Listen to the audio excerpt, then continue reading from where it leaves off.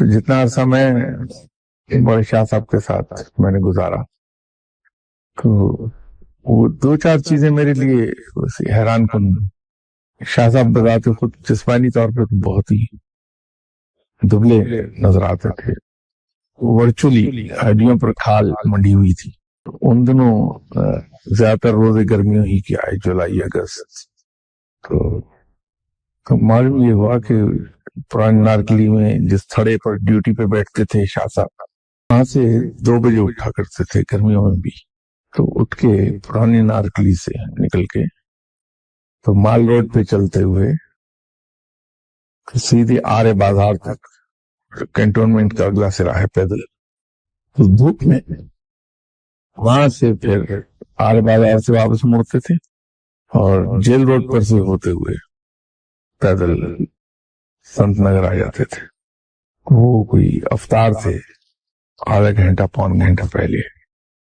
اب روزے کے ساتھ اور اس گرمی میں جولائی اگست کی پیدل انارکلی سے چل کے تو آرے بازار تک جانا اور پھر وہاں سے پیدل سنت نگر تک آنا یقیناً دشوار کام ہے.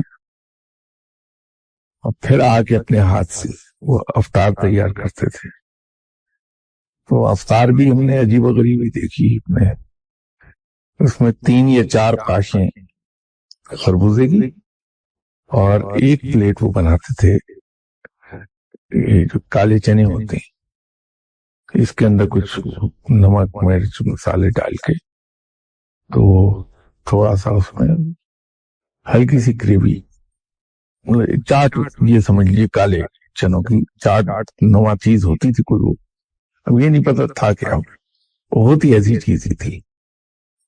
اور ایک شربت اپنے ہاتھ سے وہ بنایا کرتے تھے رمضان سے پہلے. شاہ صاحب بتاتے دیجیے کہ وہ شربت کس چیز کا ہے.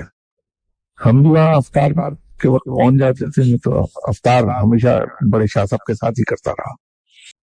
تو روزہ کھلا تو گن کے 2 چمچ وہ کھاتے تھے ان چنوں کے چاٹ کے، اور آدھی کا خربوزے کی، اور ایگزیکٹلی میئرڈ ہوتا تھا وہ 1/4 آف گلاس اس شربت کا، اور اس کے فوراً بعد 1 کپ چائے.